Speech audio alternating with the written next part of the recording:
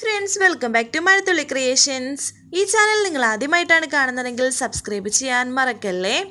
മൈഥിലി ഇപ്പോൾ ഹോസ്പിറ്റലിലാണ്. കൂടെ നിൽക്കുന്നത് കാർത്തിയും. ഡോക്ടർ അവിടേക്ക് വന്ന ചില കാര്യങ്ങൾ രണ്ടുപേരോടുമായി പറഞ്ഞിട്ട് അവിടെ നിന്ന് പോവുകയാണ്. കാർത്തി മനസ്സിൽ വിചാരിക്കുന്നു, നിയമപരമായിട്ട് ഇവൾ ഇപ്പോഴും എൻ്റെ ഭാര്യയാണ്. ഞാൻ ഇവളെ ഇങ്ങനെ വിട്ടയച്ചാൽ ഇവൾ ആത്മഹത്യ ചെയ്യും. അതിൻ്റെ കുറ്റം എൻ്റെ മേൽ വരികയും ചെയ്യും. അതുമാത്രമല്ല, എന്നെ ചതിച്ചിട്ട് പോയവളാണെങ്കിലും ഇവളൊരു മനുഷ്യജീവിയല്ലേ. ഇത്രയൊക്കെ കാർത്തി ആലോചിച്ചിട്ട് മൈഥിലിയോട് ചോദിക്കുന്നു, ഇനി എന്താണ് നിന്റെ പ്ലാൻ? കാർത്തിയോട് കരഞ്ഞ് മാപ്പ് പറഞ്ഞിട്ട് മരിക്കാനായിരുന്നു ഞാൻ പോയിസൺ കഴിച്ചത്. എന്നിട്ട് നിങ്ങൾ എന്നെ മരിക്കാനും അനുവദിച്ചില്ല എന്നൊക്കെ കരഞ്ഞുകൊണ്ട് മൈഥിലി പറയുമ്പോൾ കാർത്തി പറയുന്നു, മരിച്ചാൽ തീർന്നതാണോ നിന്റെ പ്രശ്നം? നീ പോയിസൺ കഴിച്ച് നിന്റെ ബോധം പോയപ്പോൾ ആ അമ്പലത്തിൽ ഇട്ടിട്ട് പോരാൻ എനിക്ക് മനസ്സ് വന്നില്ല. അതാ നിനക്കില്ലാത്തതും എനിക്കുള്ളതുമായിട്ടുള്ള കാര്യം. കരഞ്ഞുകൊണ്ട് വീണ്ടും മൈഥിലി പറയുന്നു, എനിക്ക് ഇനി മരണമല്ലാതെ മറ്റൊരു വഴിയില്ല. അച്ഛനില്ല, അമ്മയില്ല, കുടുംബമില്ല, എന്നെ കൂടെ കൂട്ടിയവനുമില്ല. അവനേതോ അനാശാസ്യ കേന്ദ്രത്തിൽ നിന്ന് പിടികൂടിയതോടെ ഞാൻ മരിച്ചു. നിങ്ങളെ ഉപേക്ഷിച്ചു പോയതോടെ നാണം കെട്ടവളാണ് ഞാൻ. ഇതോടെ എൻ്റെ നാണവും മാനവും പോയി. നിങ്ങൾ എന്നെ മരിക്കാൻ സമ്മതിക്കണം. അത് എൻ്റെ ഒരു അപേക്ഷയാണ്.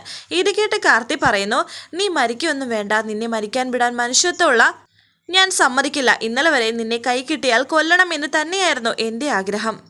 അടങ്ങാത്ത പ്രതികാരവുമായിട്ട് നടക്കുമായിരുന്നു ഞാൻ. പക്ഷേ ആ അമ്പലനടയിൽ വെച്ച് എന്നോട് മാപ്പ് പറഞ്ഞ് നീ മരണത്തെ സ്വീകരിക്കാൻ തയ്യാറായപ്പോൾ എൻ്റെ മനസ്സൊന്ന് പിടഞ്ഞു. അതാണ് ഞാൻ. എന്നെയാണ് നീ വഞ്ചിച്ചത്. ഇത് കേട്ട് കരഞ്ഞുകൊണ്ട് വീണ്ടും മൈഥിലി പറയുന്നു, ഇനി അത് എന്നെ ഓർമ്മിപ്പിക്കട്ടെ കാർത്തി. ഇനി ഓർമ്മിപ്പിക്കല്ലേ കാർത്തി, അത് എനിക്ക് സഹിക്കാൻ പറ്റുന്നില്ല. കാർത്തി പറയുന്നു, നീ എഴുന്നേക്ക്. മൈഥിലി വീണ്ടും പറയുന്നു, കാർത്തി പോയിക്കോളൂ, ഞാൻ എങ്ങോട്ടെങ്കിലും പോയിക്കോളാം. നീ എവിടേക്ക് പോകാൻ എന്ന് വീണ്ടും കാർത്തി ചോദിച്ചപ്പോൾ, എങ്ങോട്ടെങ്കിലും പോകും, ഞാൻ എൻ്റെ ജീവിതം അവസാനിപ്പിക്കുമെന്ന് മൈഥിലി വീണ്ടും പറയുന്നുണ്ട്.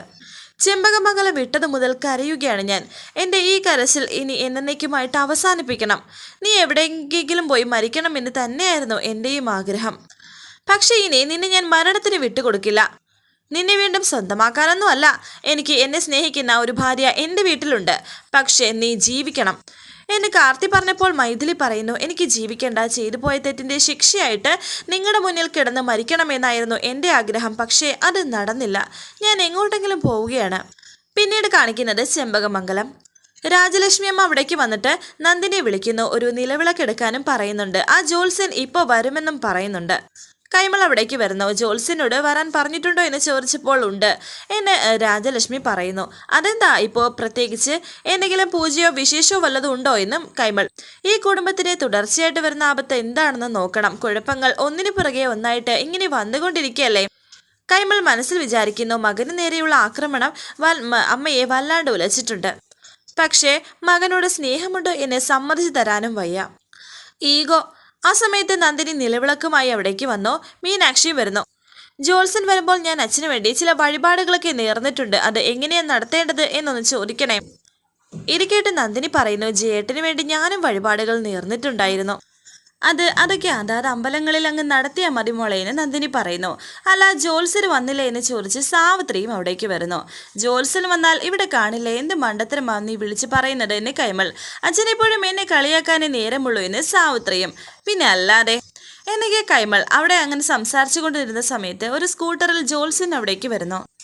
ജേട്ടനെ കൊല്ലാൻ ശ്രമിച്ചവരിൽ ഞാനുമുണ്ടെന്ന് ഇയാൾ ഗ്രഹനില നോക്കി പറയുമോ എന്നെ സാവിത്രി ഇങ്ങനെ മനസ്സിൽ വിചാരിക്കുകയാണ്, വളരെ ടെൻഷനോടെ തന്നെ. അതിനുള്ള ബുദ്ധിയൊന്നും ഇവർക്കില്ല എന്നും സാവിത്രി തന്നെ മനസ്സിൽ വിചാരിക്കുന്നുണ്ട്. ശേഷം ജോത്സ്യനകത്തേക്ക് വന്നു. അദ്ദേഹത്തെ അവിടെ സ്വീകരിക്കുകയാണ് എല്ലാവരും. താമസം വേണ്ട, രാഹുകാലത്തിന് മുമ്പ് നമുക്ക് കാര്യത്തിലേക്ക് കടക്കാം. ആദ്യം നമുക്ക് കുടുംബത്തിലെ പ്രശ്നങ്ങൾ എന്താണെന്നും ആവർത്തിച്ചുണ്ടാകുന്ന ആപത്തുകൾ എന്തുകൊണ്ടാണെന്നും നോക്കാം, അല്ലേ രാജലക്ഷ്മി അമ്മേ? അതേ ജോത്സ്യരെ, അതാണ് നോക്കേണ്ടതെന്ന് രാജലക്ഷ്മിയും. ഇതേ സമയം മൈഥിലിയുമായി കാർത്തി വീട്ടിലേക്ക് വന്നുകൊണ്ടിരിക്കുകയാണ് കാറിൽ. കരഞ്ഞുകൊണ്ട് ഇടയ്ക്ക് മൈഥിലി കാർത്തിയെ നോക്കുന്നുണ്ട്. ദേഷ്യത്തോടെ കാർത്തി മൈഥിലിയും നോക്കുന്നു. അതിനിടെ മൈഥിലി കാറ് തുറന്ന് രക്ഷപ്പെടാൻ ശ്രമിക്കുകയാണ്. വളരെ ദേഷ്യത്തോടെ അടങ്ങിയിരിക്കടി അവിടെ എന്ന് കാർത്തി മൈഥിലിയോട് പറയുന്നു. പേടിച്ച് മിണ്ടാതിരിക്കുകയാണ് മൈഥിലി. എങ്ങോട്ടാ കാർത്തി എന്നെ കൊണ്ടുപോകുന്നത് എന്ന് മൈഥിലി പേടിയോടെ ചോദിക്കുമ്പോൾ ഭീഷണിയോടെ കാർത്തി മൈഥിലിയോട് പറയുന്നു, അതൊക്കെ പറയാം, നീ മര്യാദയ്ക്ക് അടങ്ങി ഒതുങ്ങിയിരിക്കെ. ആത്മഹത്യ ചെയ്യാൻ ശ്രമിച്ച എന്നെ കൊല്ലാതെ കൊല്ലുവാണോ എന്നും ചോദിക്കുന്നു. നീ തൽക്കാലം മരിക്കേണ്ട, അത് തന്നെയാണ് എൻ്റെ ആഗ്രഹം എന്ന് കാർത്തി പറയുന്നു. കാർത്തി, എന്നെ ഒരിക്കലും ആ വൈശാഖിനെ വീട്ടിൽ കൊണ്ടുവന്നാക്കരുത്. ആ നരകത്തിലേക്ക് ദയവായി എന്നെ കൊണ്ടുവിടരുത്, അങ്ങോട്ടേക്ക് ഞാനില്ല. പ്ലീസ് കാർത്തി പ്ലീസ് എന്നൊക്കെ മൈഥിലി അപേക്ഷിക്കുകയാണ് കരഞ്ഞുകൊണ്ട്. നിന്നെ അവിടേക്കൊന്നും അല്ല ഞാൻ കൊണ്ടുപോകുന്നത്. എന്നെ ദേഷ്യത്തോടെ കാർത്തി പറയുമ്പോൾ മൈഥിലി പറയുന്നു, പിന്നെ എവിടേക്കാണെന്ന് ഒന്ന് പറഞ്ഞൂടെ? എന്നെ ഇറക്കി വിട് കാർത്തി, ഞാൻ പോട്ടെ. വളരെ ദേഷ്യത്തോടെ ഇല്ല എന്ന് പറയുകയാണ് കാർത്തി. ആത്മഹത്യ ചെയ്യാൻ ശ്രമിച്ചത് കുറ്റകരമാണല്ലോ. കാർത്തി എന്നെ അറസ്റ്റ് ചെയ്ത് ലോക്കപ്പിലേക്കാണോ കൊണ്ടുപോകുന്നത് എന്ന് സംശയത്തോടെ മൈഥിലി ചോദിക്കുമ്പോൾ കാർത്തി ഒന്നും മിണ്ടുന്നില്ല. കാർത്തി എന്തെങ്കിലും ഒന്ന് പറയൂ കാർത്തി എന്ന് മൈഥിലി പറയുമ്പോൾ കാർത്തി പറയുന്നു, നീ ഒരു മരണം അല്ലേ ആഗ്രഹിക്കുന്നത്? മരണത്തെക്കാൾ ഭീകരമായ ഒരു ശിക്ഷയാണ് ഞാൻ നിനക്ക് തരാൻ പോകുന്നത്. ശേഷം കാണിക്കുന്നത് ജോത്സ്യൻ ചെമ്പകമംഗലത്ത് പ്രശ്നം വെക്കുകയാണ്. എല്ലാവരും ചുറ്റിലും തന്നെയുണ്ട്. സാവിത്രിയാണെങ്കിൽ വളരെ ടെൻഷനോടെ നിൽക്കുന്നു.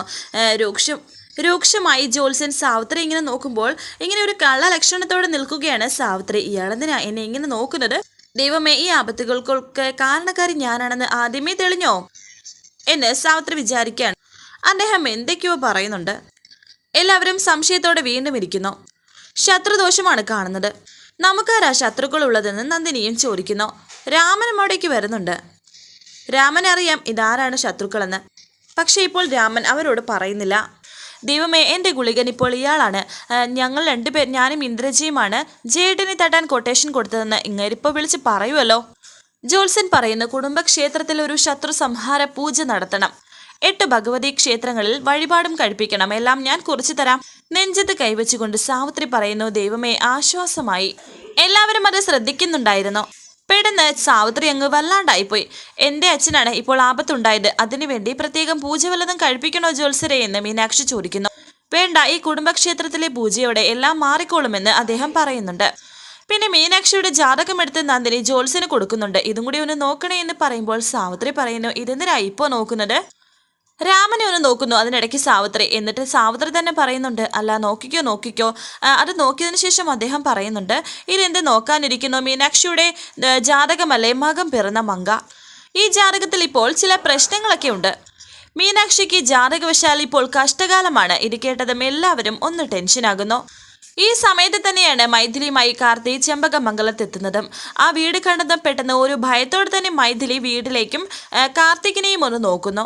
കാർത്തി കാറിൽ നിന്നും ഇറങ്ങി. മൈഥിലിയും ഇറങ്ങുന്നു. കാർത്തി, ഇതെന്താ ഇവിടെ എന്ന് ചോദിക്കുന്നു. ഈ സ്ഥലം ഏതാണെന്ന് നിനക്ക് മനസ്സിലായില്ലേ എന്ന് കാർത്തി ചോദിക്കുമ്പോൾ മൈഥിലി ടെൻഷനോടെ നിൽക്കുകയാണ്. നടക്ക് എന്ന് കാർത്തി മൈഥിലിയോട് പറയുന്നു. ഇല്ല, ഞാൻ വരില്ല എന്ന് മൈഥിലി. നിന്നെ ഞാനാണ് ഇങ്ങോട്ട് കൊണ്ടുവന്നത്. നീ ഇവിടെ നിന്ന് തൽക്കാലം എങ്ങോട്ട് പോകുന്നില്ല എന്ന് കാർത്തി മൈഥിലിയോട് പറയുന്നു.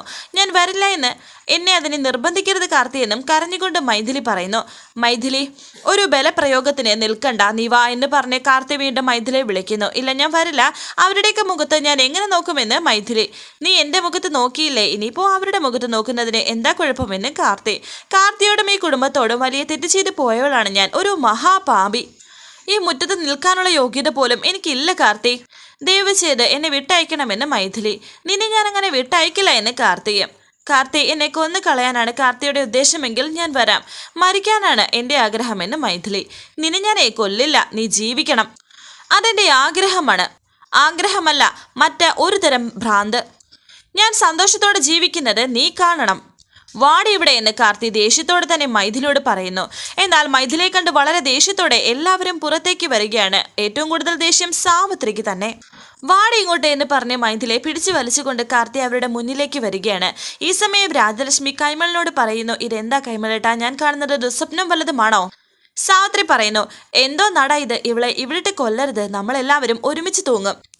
ഇവളുടെ കണ്ണം നോക്കി 2 എണ്ണം കൊടുത്തിട്ട് പറഞ്ഞു വിട്ടേക്കെന്ന് സാവിത്രി പറയുന്നു. ഇവളോട് പ്രതികാരത്തിനൊന്നും പോകണ്ട മോനെ. ഇവൾ അനുഭവിക്കേണ്ടതൊക്കെ അനുഭവിച്ചു കഴിഞ്ഞു. അത് തന്നെയാണ് ഇവൾക്ക് കിട്ടേണ്ട ശിക്ഷയും. ദൈവം കൊടുത്ത ശിക്ഷ. ഇവരെനി ശിക്ഷിക്കേണ്ട ACP. ഇവരെനി വിട്ടേക്ക്. ACPക്ക് തന്നെ ഇത് നാണക്കേടാണെന്ന് മീനാക്ഷിയും പറയുന്നു. പറഞ്ഞു വിട്ടേക്കിടാ, ഇതൊന്നും ചെമ്പകമംഗലത്തുകാർക്ക് ശൈലിയല്ല. ഇവളെയൊക്കെ കാണുന്നത് തന്നെ അശ്രീകരമാണെന്ന് കൈമളും പറയുന്നു. കാർത്തി പറയുന്നു, ഇവളെ ഞാൻ തല്ലാനും കൊല്ലാനും കൊണ്ടുവന്നതല്ല. ഇവളുടെ ഇപ്പോഴത്തെ അവസ്ഥ കണ്ട് സഹതാപം തോന്നി പിടിച്ചുകൊണ്ടുവന്നതാണെന്ന് കാർത്തി അവരോട് പറയുന്നു. എല്ലാവരും വീണ്ടും ഒന്നും മനസ്സിലാകാതെ നോക്കുകയാണ്. സഹതാപമോ? ഈ നെറികെട്ടവളോടോ? നിനക്കെന്തിനാ ഇവളോട് സഹതാപം? നിന്നെ ചതച്ചിട്ട് പോയവളല്ലേടാ ഇവള് എന്ന് സാവിത്രി പറയുന്നു. കൈമൾ ഇത് കേട്ട് രാമൻ പറയുന്നു, എന്തൊക്കെയാടാ മോനെ നീ പറയുന്നതൊന്നും ഞങ്ങൾക്ക് മനസ്സിലാകുന്നില്ലല്ലോ. കാർത്തി വീണ്ടും പറയുന്നു, ഞാൻ പറയുന്നത് നിങ്ങളെല്ലാം സീരിയസ് ആയിട്ട് കേൾക്കണം. ആ വൈശാഖിന്റെ ശല്യം കാരണം ഇവൾ ആ വീട്ടിൽ നിന്ന് ഇറങ്ങിപ്പോകുന്നു. അതിന് നിനക്കെന്ത് വേണം? ഇവള് വല്ല റെയിൽ പാലത്തിലും പോയി തല വെക്കട്ടടാ, അതാണ് ഇവളുടെ വിധിയെന്ന് സാവിത്രി പറയുന്നുണ്ട്. ഡേ, ഇവിടെ നിന്ന് നീ ഇങ്ങനെ മോങ്ങരുത്, ദേ സകല നിയന്ത്രണം വിട്ട് ഞാൻ നിന്നെ തല്ലി കൊന്നു കളയുമെന്നൊക്കെ സാവിത്രി ദേഷ്യത്തോടെ പറയുകയാണ്. ദേ, ഇവളെ കൊന്നതിന്റെ പേരിൽ ജയിലിൽ കിടന്ന് മൂട്ടക്കടി കൊള്ളാനൊന്നും എനിക്ക് വയ്യ, ഇറങ്ങിപ്പോടി ഇവിടുന്ന് എന്ന് വീണ്ടും സാവിത്രി മൈഥിലിയോട് പറയുന്നുണ്ട്. ഇറങ്ങിപ്പോക്കോ എന്ന് നന്ദിനിയും പറയുന്നു. എൻ്റെ മകനെ ചതിച്ച നിന്റെ മുഖം പോലും ഞങ്ങൾക്ക് ആർക്കും കാണണ്ട, പൊയ്ക്കോ ഇറങ്ങി എന്ന് നന്ദിനി പോലും പറയുകയാണ്. ഞാൻ വരുന്നില്ല എന്ന് 100 വട്ടം കാർത്തിയോട് പറഞ്ഞതാണെന്നൊക്കെ കരഞ്ഞുകൊണ്ട് മൈഥിലി എല്ലാവരോടുമായി പറയുന്നു. കാർത്തിയനെ ബലമായി പിടിച്ചുകൊണ്ട് വന്നതാണ് മുത്തശ്ശി എന്നും പറയുമ്പോൾ രാജലക്ഷ്മി മൈഥിലിയോട് പറയുന്നു, ചി നിർത്തടി, ദേ എന്നെ മുത്തശ്ശി എന്ന് വിളിച്ചാൽ നിന്റെ കാൽ ഞാൻ തല്ലിയൊടുക്കും, ഇറങ്ങിപ്പോടി. ഇത് കേട്ട് കാർത്തി പറയുന്നു, ഞാൻ പറയുന്നത് നിങ്ങളൊന്ന് ശാന്തമായിട്ട് കേൾക്കണം. എന്താ നിനക്ക് പറയാനുള്ളത്, അതാദ്യം വ്യക്തമായി പറയാൻ കയമളും പറയുന്നു. ഇവളെ ഒരു ആത്മഹത്യയിൽ നിന്നും രക്ഷപ്പെടുത്തി ഞാൻ കൊണ്ടുവന്നതാണ്. ആത്മഹത്യയിൽ നിന്നോ എന്ന് മീനാക്ഷി ചോദിക്കുന്നു. ഞാൻ വിശദമായിട്ട് പറയാം എന്ന് പറഞ്ഞ് അവിടെ ഉണ്ടായ കാര്യങ്ങളെല്ലാം കാർത്തി അവരോട് പറയുന്നു. ഒന്ന് കാണണമെന്ന് മൈഥിലി വിളിച്ചതും വിഷം കുടിച്ചതും ആ അമ്പലത്തിലേക്ക് വന്നതും അവിടെ വെച്ച് മാപ്പ് ചോദിച്ചതും പിന്നെ അവിടെ തന്നെ ബോധം കെട്ടി വീണതുമായ എല്ലാ കാര്യങ്ങളും കാർത്തി അവരോട് പറയുന്നു. പിന്നെ ഡോക്ടറെ കാണിച്ചതും ഡോക്ടർ പറഞ്ഞ മറുപടിയും എല്ലാം പറയുകയാണ്. ഇതെല്ലാം കേട്ട് എല്ലാവരും ഒരു പുച്ഛഭാവത്തോടെ നിൽക്കുകയാണ്.